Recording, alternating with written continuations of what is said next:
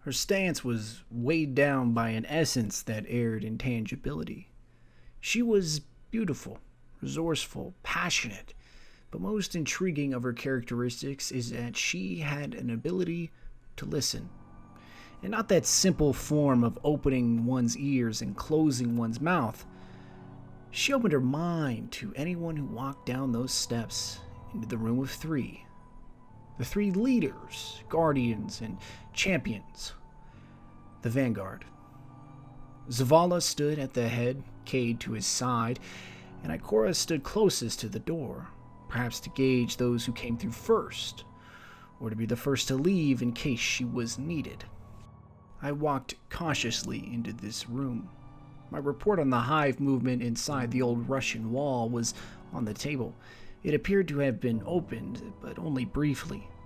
It lacked any markings of a thorough read. She looked me over as if sizing me up for something grander than a scouting mission in a reclaimed or non-action zone. Perhaps she lost too many to risk newer warlocks on more pressing matters. I wasn't green by any means. Shax even gave me a slight nod as I passed him, raising his chin to me in an informal yet robotic way. It could have meant nothing, but my ego would tempt a small vision of Mercury's arenas full to see my combat prowess. Ikora seemed uninterested in my report. She caught me in a gaze, my head down, eyes to her feet. I wasn't keen on tempting her wrath or lashing in front of Zavala. She handed me a simple piece of paper, sealed by some type of string. Clearly, this letter, if that's what it was, couldn't have been manufactured in the tower, or even this age. You rarely saw actual paper, or even decorative string. Glimmer could of course be used to form this, but it was a facade of the real thing, always cold to the touch and so lifeless. I could feel her eyes pierce my robes. I wore a helmet specifically in the tower to keep my anonymity, but it was better to be faceless, especially when meeting any one of the three. The guardians with names are often dead or dying, as if naming a guardian came after expiration. Her grip over me seemed burning.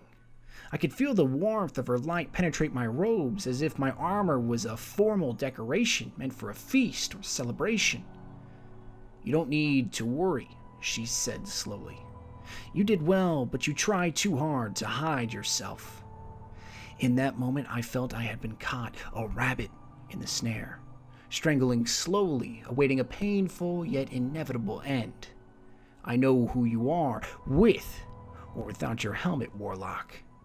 She said that final term with some pain, as if her throat had been made coarse through long discourse in one of the consensus's debates.